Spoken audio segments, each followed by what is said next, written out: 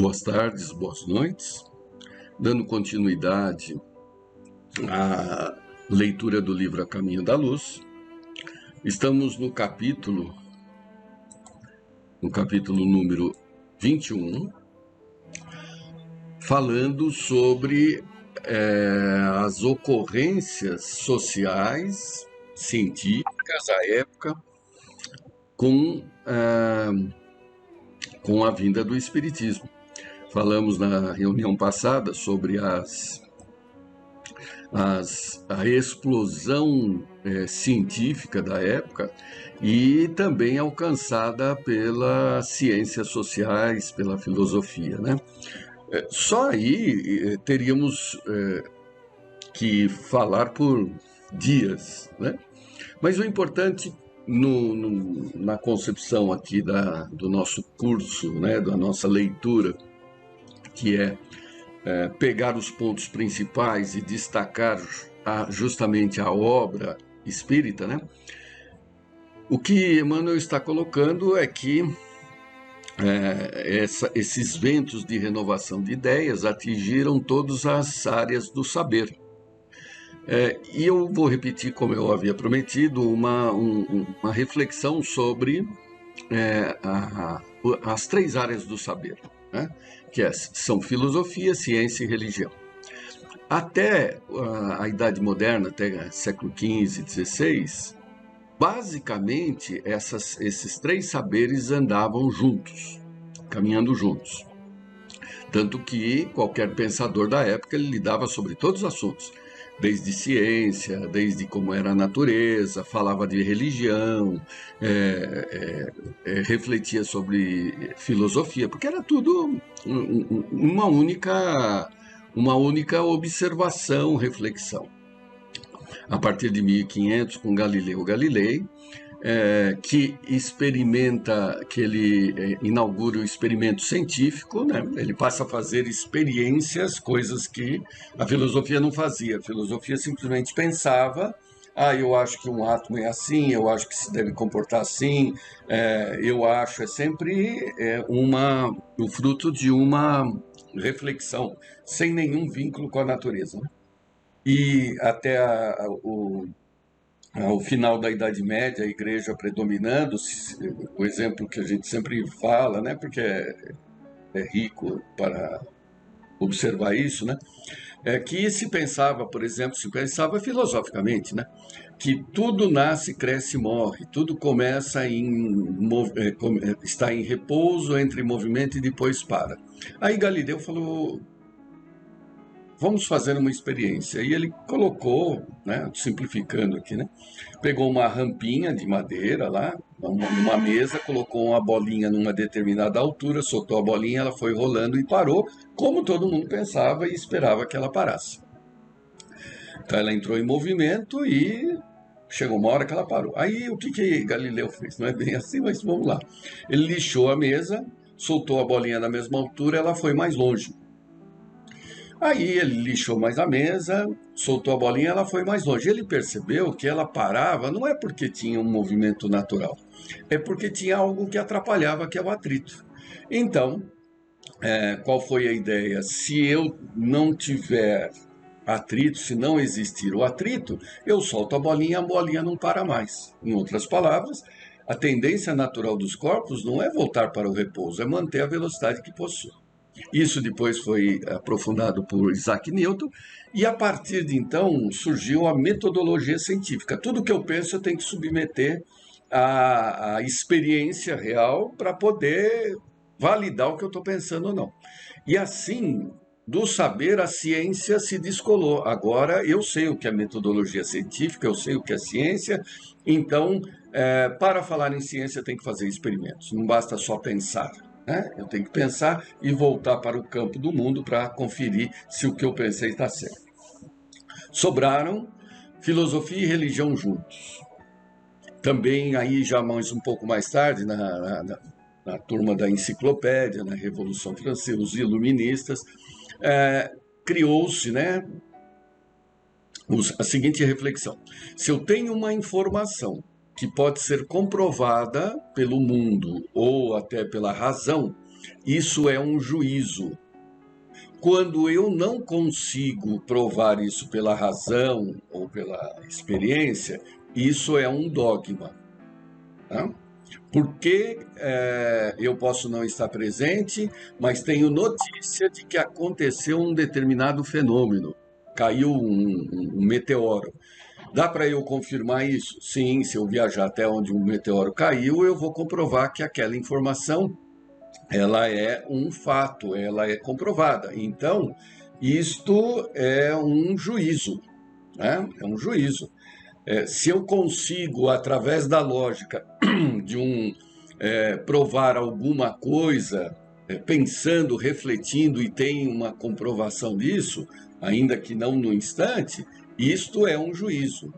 Agora, quando alguém fala que Deus é o Pai, o Filho e o Espírito Santo, como é que eu comprovo isso? Não comprovo. Então, isso é um dogma. Os juízos pertencem, então, à filosofia. E os dogmas pertencem à igreja. Foi assim que, na modernidade, se separou a filosofia da religião. Então, primeiro saiu a ciência, depois a filosofia, depois a religião. Então, o que filosofia faz? Ela trata de juízos. A gente até brinca, entre nós aqui espíritas, se alguém acredita em espírito, e a gente sempre fala que não. Eu não acredito em espírito. Ué, mas você não é espírita? Sou. É que a informação da existência de espírito, para mim, é um juízo. O fenômeno mediúnico, ele trouxe a informação da existência dos espíritos. Isso é comprovado para quem tem mediunidade, direta ou indiretamente. Quando o espírito traz uma informação da tua vida. Então, a existência do espírito não é um dogma. Não é uma crença, é um juízo, é uma informação comprovável. Portanto, pertence à filosofia. Então, eu não acredito em espírito, eu sei que espírito existe. Eu não acredito em reencarnação. Por quê? Porque eu sei que reencarnação existe. Basicamente, tudo que os espíritos nos trazem são juízos, são informações, e, portanto, de natureza filosófica. Ora, Zé, mas onde é que está a religião? A religião está aonde? Na fé. Fé é algo, poderíamos até dizer que fé é dogma. Fé é dogma, logo é religião, então é do mundo do dogma. Ué, mas o espírita, então nós temos, não temos fé? Claro que temos, aí Kardec esclarece isso. É a fé raciocinada. O que é a fé raciocinada? Eu, para me relacionar com Deus através da fé, eu, indivíduo, eu me valho dos juízos que os espíritos trazem. Isso é essa ideia de fé raciocinada. O que me dá a sustentação para eu me relacionar com Deus, a fé individual, de indivíduo para indivíduo, com Deus, para que fortaleça, para que desenvolva, para que eu busque cada vez mais dentro de mim tirar essa fé, explodir essa fé em Deus, eu estou me valendo dos juízos, dos raciocínios da filosofia espírita. Então, isso é muito interessante a gente refletir. Eu não tenho... o que os espíritos nos trazem são juízos. Os espíritos não trazem fé para nós. Eles trazem juízos, informações que são de base para eu raciocinar e passar a ter fé. Um exemplo que a gente coloca, então, mas os espíritos não trazem tudo? Não. Por mais que a gente conheça a doutrina, por mais que a gente leia, ache que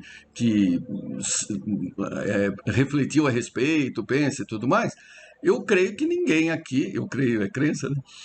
Eu creio aqui que ninguém sabe como vai ser a próxima encarnação própria. Eu não tenho a mínima ideia de como é que vai ser a minha próxima encarnação. Não tenho. Apesar dos espíritos falarem e tal, eu sei que ela pode ser um pouco melhor. Pode ser. Se eu fizer a minha parte. Isso é um juízo, é uma informação. Agora, Então tá bom, pode, mas como vai ser melhor? Em que país eu vou viver? Que língua eu vou falar? Quem vai ser minha família? Quais serão os meus problemas a serem resolvidos? Não tenho a mínima ideia. Mas com essas informações que a gente tem dos espíritos, eu tenho fé em Deus que ela será melhor. Tudo bem? Creio de novo, né? Que ficou claro isso, né? Com base em tudo que a gente está aprendendo, explodimos essa fé em Deus, apesar de não ter o conhecimento preciso de como será. E eu estou falando da próxima encarnação, eu não estou falando das inumeráveis encarnações daqui para frente. Inumeráveis, nós não temos o número, inumeráveis. Né? Sabemos que se nascemos aqui na Terra, temos entre 1 e 7 milhões de anos, é bastante, né? Porém, como somos espíritos eternos, porque isso foi trazido de informação, é um juízo, né? Eu desperto dentro do que Deus me colocou, intuitivamente, que é uma verdade, e, portanto, eu vou ter fé nessas encarnações que não dá nem para imaginar, mas que serão certamente proveitosas de uma forma cada vez mais satisfatória, agradável, futuramente. Ok? Vamos lá. Então, retomando a leitura aqui, né, do capítulo 21, falamos sobre as ciências sociais. As ciências sociais são justamente sociologia, filosofia, psicologia, né? A psicologia vinculada ao indivíduo, psico é alma, né? E o desenvolvimento através de Nietzsche, né? Materialista, pessimista, né? Freud, depois Jung e assim por diante. Temos também os sociólogos Hegel, Durkheim e muitos outros, né? O pai da fenomenologia também, Russell, né? Para estudar, refletir sobre o próprio pensar. E percebe-se assim, a olhos claros, né? A importância desses espíritos que nasceram tanto predominantemente, né? Não é uma regra geral, mas muitos nasceram na França, Áustria, a Alemanha. Então, naquela região que foi de base para essas reflexões, umas tendendo mais para um lado individualista, outros mais sociais, outros mais materialistas, mas enfim, era naquele miolo que a coisa acontecia, né? Muito bem. Provações coletivas na França. Cumpre-nos assinalar as dolorosas provas da França depois de seus excessos na Revolução Francesa, 1789, e nas campanhas napoleônicas, né, depois Napoleão assumindo e se envolvendo nas guerras pelo mundo. Depois das revoluções de 1830, então queda da Bastilha, 1789, depois das revoluções de 1830 e 1848, mediante as quais efetuam penosos resgates por parte dos indivíduos e das coletividades, surge a Guerra Franco-Prussiana, Alemanha e França, de 1870. A grande nação latina, a França, por causas somente conhecidas no plano espiritual, é esmagada e vencida pela orgulhosa Alemanha de Bismarck, que, por sua vez, embriagada e cega no triunfo, ia fazer jus às dores amargas de 1914 e 1918. Então, eu vou até ler de novo, né? O choque entre essas duas nações, né, ela remonta a causas que nós não temos ideia, né? Acabei de falar que eram duas correntes de pensamentos praticamente, né? Mas estavam na Alemanha e na França. E vindo Kardec, né, trazendo todas essas informações, né, quase que dá primeiro. Então vamos retomar o contexto. 1789, Revolução, depois a expansão de Napoleão, expansão de ideias, não do território, as guerras, depois a própria a própria França enfrenta movimentos sociais internos, todos sanguinolentos, né? E aí, olha, surge a Guerra Franco-Prussiana em 1870, no auge da vinda de Kardec, né? Da obra da doutrina, né? Só para vocês terem uma ideia, como fruto das guerras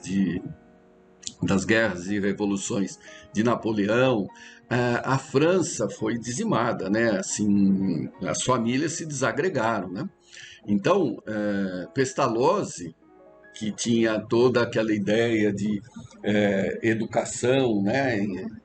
A obra dele através das cartas das Gertrudes, que era a mulher dele, em função dos filhos e tudo mais,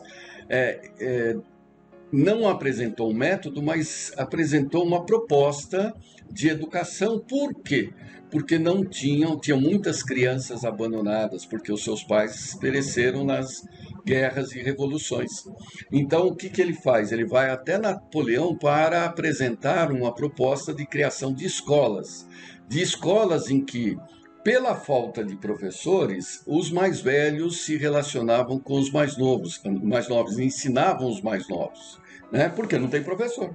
Então é uma pirâmide educacional em que um vai instruindo o outro, daí a ideia e a prática. E elas tinham que se sustentar. Então como é que elas faziam? Elas estudavam, trabalhavam para gerar o próprio sustento que mantivesse a instituição.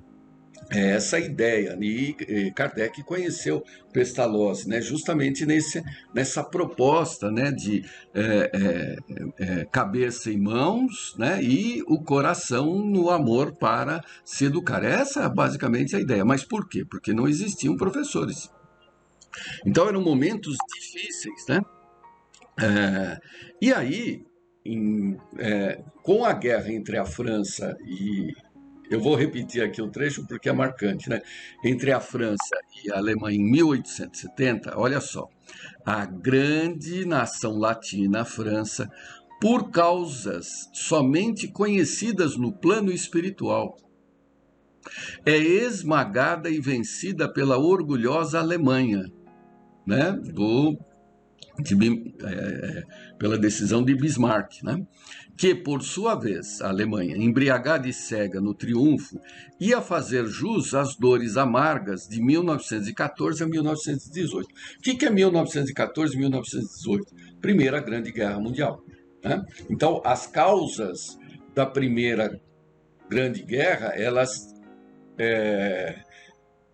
advêm, em parte, por conta desse choque Alemanha e França, onde a Alemanha levou vantagem nessa guerra, mas que depois passa a ter reflexos e nas causas onde a Alemanha sofre na Primeira Guerra a grande derrota, e é a base da Alemanha também promover, em parte, a Segunda Guerra Mundial. Por quê? Porque ela se sentiu humilhada pela Primeira Guerra, né? E nessas guerras, né, nesses choques, vão se resolvendo alguns, e até criando, né, alguns problemas kármicos, né? Porque aos nossos olhos, nós não conseguimos enxergar o que está por trás da cortina. Por isso que, quando se fala que o universo inteiro, né, é pautado em ação e reação, é um pouquinho, vamos olhar assim, causa e efeito, né? É quase a mesma coisa, mas é que uma causa gera um efeito. Esse efeito não fica de graça. Esse efeito vai gerar uma nova causa e assim sucessivamente. E viveríamos num caos constante se não houvesse um grande imã dirigindo essas causas e efeitos para si, que é Deus, né? Todas essas causas e efeitos, sofrimentos, choques, eles convergem para uma solução final no bem, né? Ah, não, as guerras estão piorando, tal. Não é bem assim. Se a gente olhar os resultados, nós vamos perceber que aqueles que lutam hoje não são necessariamente com a mesma intensidade que lutavam ontem. Então a tendência é convergir para uma composição entre todas as nações.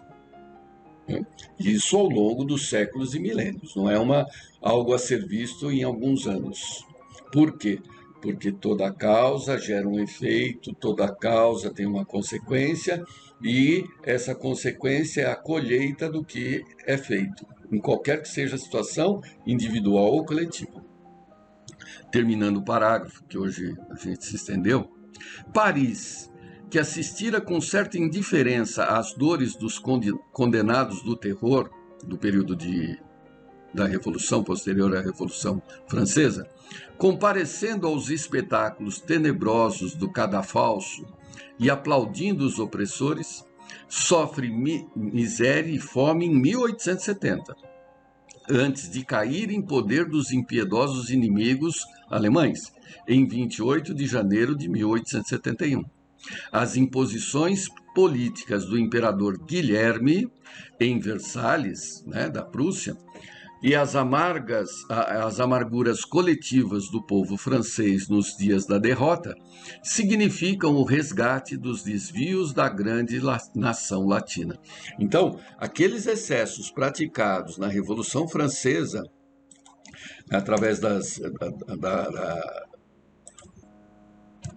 guilhotina, através daqueles quase 10 anos de terror, já foram resgatados em parte na guerra perdida para a Alemanha em 1870, quase 100 anos depois. E aí volta aquela conversinha que tivemos há um tempo, a noite de São Bartolomeu, 1572, agosto, gerando problemas entre protestantes e católicos, que em parte é resgatado na Revolução Francesa, que aí o motivo da briga era burguesia versus nobreza, e que em parte é resolvido na Guerra de 1870 entre alemães e franceses, que desemboca na Primeira Guerra Mundial, que desemboca depois na Segunda Guerra Mundial, e cujos frutos estamos enxergando hoje. Por isso esse livro é interessante, para que a gente... ele vai parar, obviamente, bem antes dos dias de hoje, mas dá para ter uma ideia de que as coisas não estão nada soltas, muito pelo contrário, elas estão totalmente sob controle. Até a próxima semana, prazer em revê-los.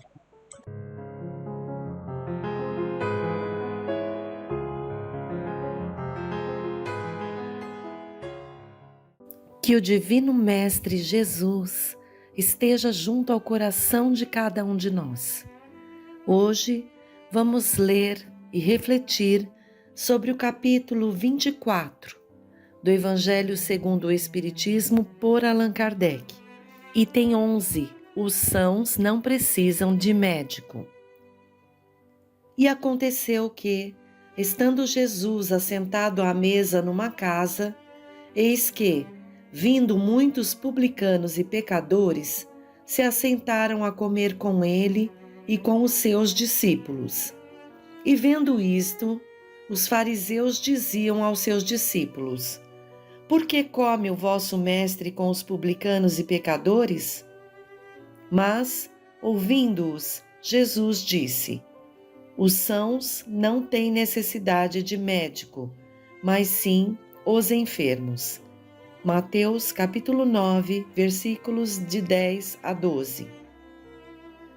Jesus dirigia-se sobretudo aos pobres e aos deserdados, porque são eles os que mais necessitam de consolação, e aos cegos humildes e de boa fé, porque eles creem possuir toda a luz e não precisar de nada.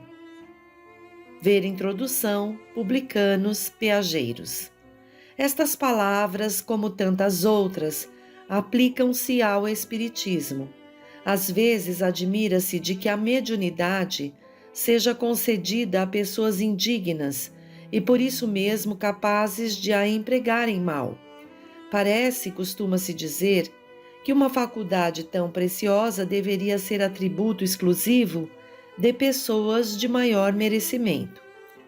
Digamos de início que a mediunidade é inerente a uma condição orgânica, de que todos podem ser dotados, como a de ver, ouvir e falar. Não há nenhuma de que o homem, em consequência do seu livre-arbítrio, não possa abusar. Ora, se Deus não tivesse concedido a palavra, por exemplo, senão aos que são incapazes de dizer coisas más, haveria mais mudos do que falantes. Deus outorgou as faculdades ao homem, dando-lhes a liberdade de usá-las como quiser, mas pune sempre aqueles que delas abusam. Se o poder de comunicar-se com os espíritos só fosse dado aos mais dignos, qual aquele que ousaria pretendê-lo? E onde estaria o limite da dignidade e da indignidade? A mediunidade é dada sem distinção, a fim de que os espíritos possam levar a luz a todas as camadas, a todas as classes da sociedade, ao pobre como ao rico, aos virtuosos para os fortalecer no bem e aos viciosos para os corrigir. Estes últimos não são os doentes que precisam de médico? Porque Deus, que não quer a morte do pecador, o privaria do socorro que pode tirá-lo da lama? Os bons espíritos vêm assim em seu auxílio, e seus conselhos, que ele recebe diretamente, são de natureza a impressioná-lo mais vivamente do que se os recebesse de maneira indireta. Deus, na sua bondade, poupa-lhe a pena de ir procurar a luz à distância e a mete nas mãos. Não será ele bem mais culpado se não atentar para ela? Poderia recusar-se com a sua ignorância quando ele mesmo escreveu, viu com os próprios olhos, ouviu com os seus ouvidos e pronunciou com sua própria boca a sua condenação? Se ele não aproveitar, então será punido com a perda ou a perversão da sua faculdade, de que os maus espíritos se apoderarão, para o obsedar e enganar, sem prejuízo das aflições comuns, com que Deus castiga os servos indignos e os corações endurecidos pelo orgulho e o egoísmo. A mediunidade não implica necessariamente as relações habituais com os espíritos superiores. É simplesmente uma aptidão para servir de instrumento, mais ou menos dócil, aos espíritos em geral.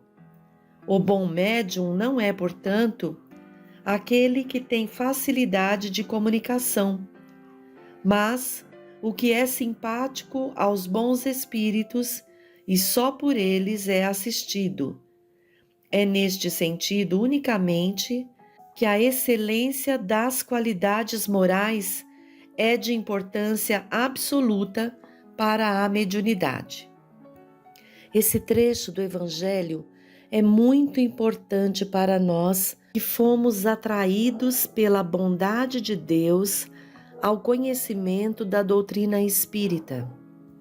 Trazemos muitas mazelas morais de outras experiências que tivemos reencarnatórias e temos a oportunidade agora de estarmos mais lúcidos, aproveitando melhor as oportunidades dadas por esse Deus maravilhoso, Pai Criador de cada um. A mediunidade é uma faculdade inerente a todos nós encarnados. Deus nos dotou desta possibilidade, como dos outros 5 sentidos básicos que temos no corpo físico. Assim como precisamos educar os sentidos físicos, as faculdades intelectuais, disciplinar o nosso comportamento moral, fazermos a nossa reforma íntima, da mesma forma, a mediunidade desempenha um importante papel na nossa vida. Requer de cada um de nós redobrada vigilância dos pensamentos, das nossas atitudes, palavras. Exige de nós um zelo com a nossa casa mental, de onde tudo provém. Somos rodeados por uma multidão de espíritos e normalmente os nossos pensamentos são mais do que possamos imaginar, influenciados por esses espíritos. Portanto, o nosso dever é vigiar e selecionar qual é o pensamento que vamos querer estar cultivando, transformando em palavras e em ações. Para podermos ter atitudes assim, precisamos ter recursos íntimos. Daí a importância de estarmos estudando o Evangelho de Jesus e buscando praticar no dia a dia, reconhecer em nós as dificuldades e lutar para modificar essas dificuldades morais que temos. Então, buscar as virtudes do Cristo. Importante também buscarmos grupos de estudos que temos em nossa casa sobre essa questão da mediunidade, para reconhecermos em nós qual o tipo de percepção que temos da espiritualidade que nos rodeia, de nós mesmos enquanto espíritos encarnados. Isso é muito importante para o nosso auto-aprimoramento mesmo. Quanto mais esclarecimento buscarmos, mais condições teremos para observar as imperfeições que trazemos e buscar os recursos para nos superarmos, não é? Vamos ver agora do livro Florações Evangélicas, pelo espírito Joana de Ângeles, psicografado pelo Divaldo, o capítulo 59, que se chama Socorro Mediúnico. A benfeitora nos diz: uma dor que se alonga, amenizada por intervalos de paz e repouso. Uma aflição que constringe, diminuída por estados de renovação e esperança. Uma angústia esmagadora, amainada por frequentes raios de alegria penetrante. Uma soledade devastadora, desagregando a harmonia interior, interrompida pela presença fraterna de corações amigos e mentes abnegadas ao lado.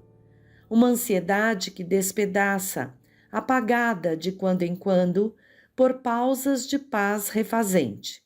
Uma enfermidade de longo curso, sob anestésico calmante, nos instantes de grande crise. São pungentes provações ao lado de outros abençoados recursos de que a vida se utiliza para conduzir o homem encarnado à rota da espiritualidade, por cujos caminhos ele resgata os débitos e se aprimora. E o mergulho no corpo físico, por mais afligentes sejam as dores, fala-as diminuídas pela intensidade das vibrações do veículo carnal, que concede tréguas à consciência, tendo-se em vista as pausas do sono reparador, o medicamento operante, a presença de afetos generosos, o concurso da oração e vários outros mistérios com que a divindade faculta a amenidade das provas e expiações ao espírito calceta em romagem redentora.